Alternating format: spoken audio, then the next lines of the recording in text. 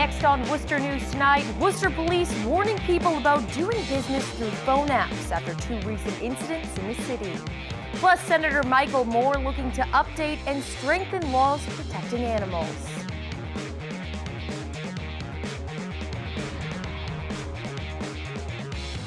Good evening and thanks for joining us. I'm Anna Botari. After 2 recent armed robberies in the city, Worcester Police are warning people to be careful when doing business through phone apps. According to police, both incidents began with an interaction on the app called Offer Up. Police say on Sunday, a 44-year-old man who had posted an ad to sell an Xbox showed up on Belmont Street to meet the buyer. Police say he was met by 2 men. One of the suspects grabbed the Xbox while the other gestured he had a weapon. Later, while the victim was talking to police at the scene, he identified one of the men who was walking in the area. Police arrested 24-year-old Yemdi Marty and charged him with armed robbery and misleading a police investigation. Sergeant Kerry Hazelhurst says the department has seen these types of crimes in the past. To anybody that makes a purchase like this through any of the apps or through Craigslist or whatever, is to do it in a public place where there's going to be plenty of people around. Could be in the middle of a mall, could be at a police parking lot. I've always said that, come to the police station, and if they're not willing to meet you there, then that might be sketchy, and I'd probably think twice about continuing with that transaction. Hazelhurst says a warrant is currently out for the second suspect. East Brookfield police continue to investigate a fatal pedestrian accident from October and are asking for the public's help. According to police, 54-year-old Lisa Germain of Worcester was crossing Route 9 on October 29th when she was hit and killed in a crash after around 6 p.m. earlier this month. Investigators released images of 2 vehicles they believe may have been involved in the accident. Police are asking anyone who is in the area, saw or heard something from that night to contact them. They add, if necessary, calls can be anonymous. A Worcester native is in search for his late grandfather's World War II photo journal after it accidentally ended up in a box of donations for a Worcester area Goodwill store. New York Times best-selling author and illustrator Jarrett Krasowska first noticed the journal was missing when he began researching for a book he's working on about growing up in Worcester. He says he had scanned a few of the images from the journal years back, but wishes he had made copies of all of them. He says the missing journal contains photos from his grandfather's service in the South Pacific. It was also sketches his grandfather did while serving in the Navy in Guam. I make my living as an artist, and my grandfather had such a talent for visual arts and drawing. But to have one of his drawings, which he really only, the only drawings that I know of that he made were in that journal. It would be profound for me to be reconnected with those.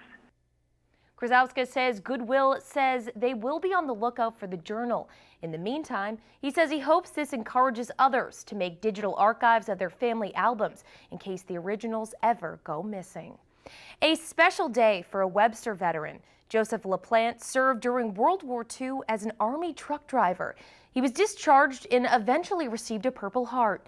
Today, he received yet another award for his exceptional service to the U.S. and France. Our Cam Jandro has more on today's ceremony. Central Massachusetts native Joseph LaPlante receives an honor of a lifetime.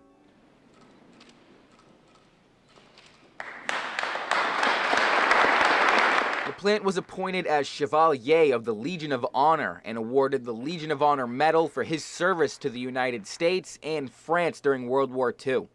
Napoleon Bonaparte created the Legion of Honor in 1802 to reward extraordinary accomplishments and outstanding services rendered to France.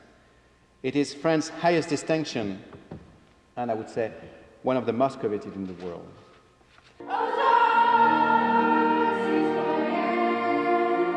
The medal is given as a sign of gratitude from France, recognizing veterans who played an important role in the country's liberation during the war.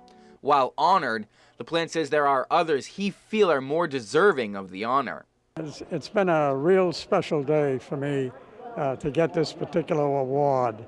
As I told everybody here, I really don't deserve it. The fellows that really deserve it are in the cemetery in Normandy. LaPlante enlisted in 1943 and served as a truck driver in the Army. On Christmas Eve 1944, LaPlante was severely wounded in a minefield while pursuing German soldiers, but later returned to combat. Congressman James McGovern says without heroes like LaPlante, the United States would not be what it is today. We are so grateful for your service, to be able to live in this country, to be able to be free, to be able to believe what we want, to say what we want, to be who we want to be. And we owe that to you and to so many other veterans. Cam Jandro, Worcester News Tonight.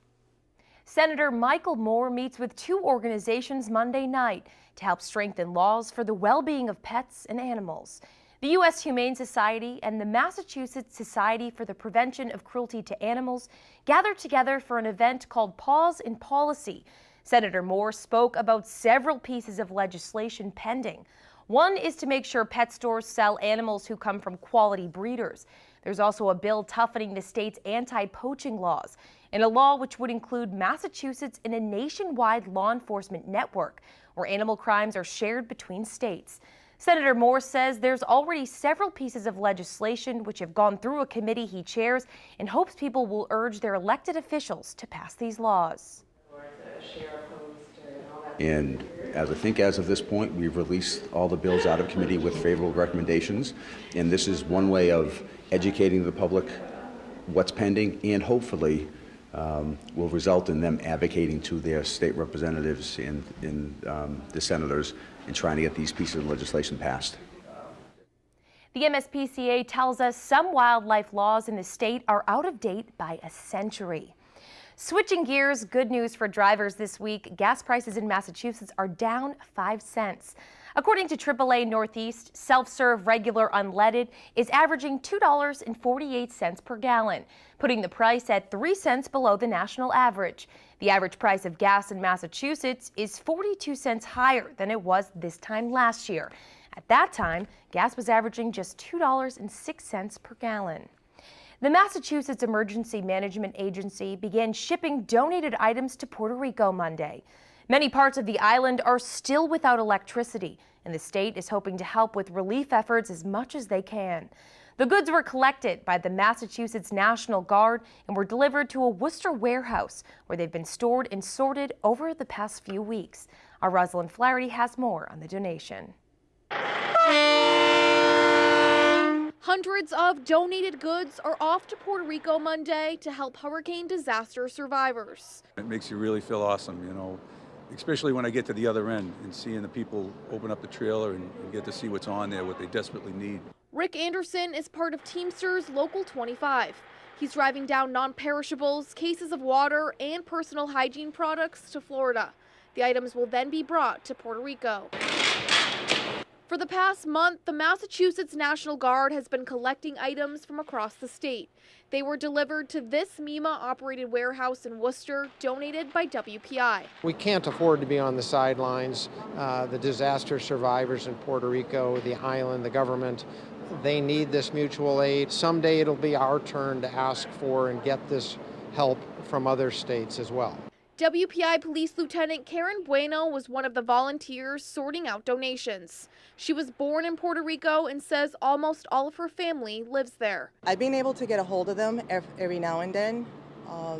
Satellite, you know, it's not the greatest, so they drive mostly to San Juan where the bridges are and stuff, so just to get reception. MEMA says 40% of the island is still without power.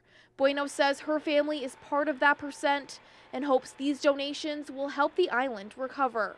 I needed to help the little bit that I could, so I made sure that I came and volunteer in whatever it was that they needed. Rosalind Flaherty, Worcester News Tonight. A silver alert has been issued for a missing 64-year-old Southbridge man. Police say Dennis Gahagan was last seen Sunday night around 7 p.m. He left a residence in Southbridge after feeling ill, but didn't say where he was going.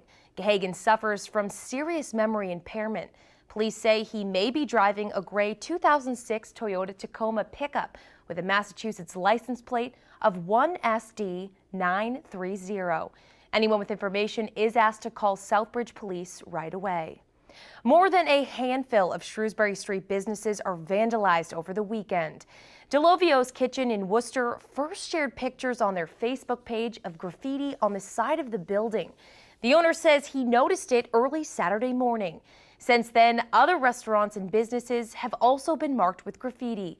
Delovio's says they're working with police and the Shrewsbury Street Neighborhood Association to help figure out who did this. And it was just frustrating, small business, and it's just you work hard to try to maintain what you can, and to see somebody just be careless and reckless like that with something that's not theirs was pretty upsetting. The business has since removed the graffiti. They're hoping surveillance video from surrounding businesses may have caught the suspects on camera. Making driving easier during the holiday season, the AAA in Webster is now offering select RMV license and registration service for AAA members. They announced Monday registry services are now available at 31 of their locations across the state. This includes driver's license and ID renewals and duplicate licenses or IDs. The Webster location is also now offering services to members on Saturday as well.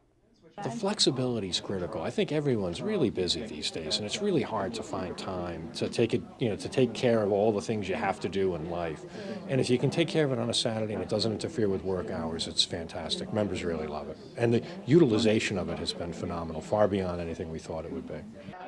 The RMV recently opened a new office in Lebanon.